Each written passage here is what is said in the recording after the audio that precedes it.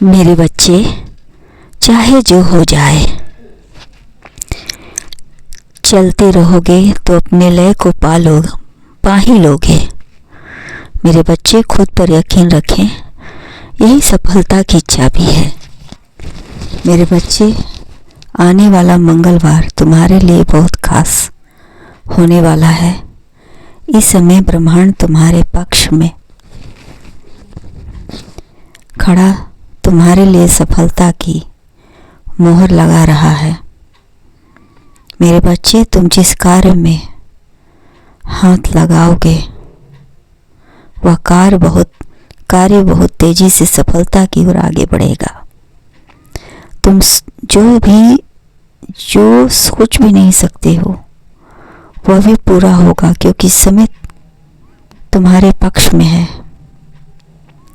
तुम्हारे जीवन के दुख अब समाप्त होने वाले हैं।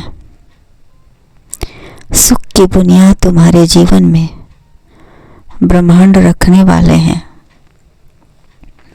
अब जो कुछ भी होगा सब कल्पना से परे होगा। जरा सोच समझकर अपने मन में विचार रखना, क्योंकि मेरे बच्चे, तुम अपने मन में जो भी सोचोगे वह पूर्ण होगा। क्योंकि अभी जो समय तुम्हारा चल रहा है बहुत चमत्कारी चल रहा है। ईश्वर ने तुम पर असीम कृपा की है। ईश्वर तुम्हारे सभी कष्ट के उत्तर देने वाले हैं। भगवान की तुम्हारी परीक्षा ले चुके हैं और तुम उनकी परीक्षा में सफल रहे हो, क्योंकि तुमने एक ऐसे व्यक्ति को भक्ति का पाठ पढ़ाया है जो अपने जीवन में सबसे ज्यादा कंजूस था।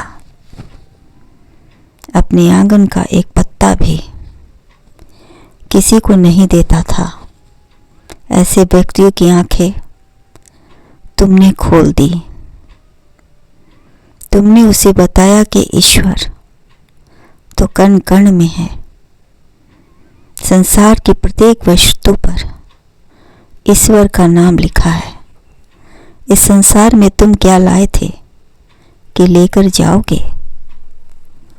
यह सब माया मोह है, यहीं छूट जाएगा।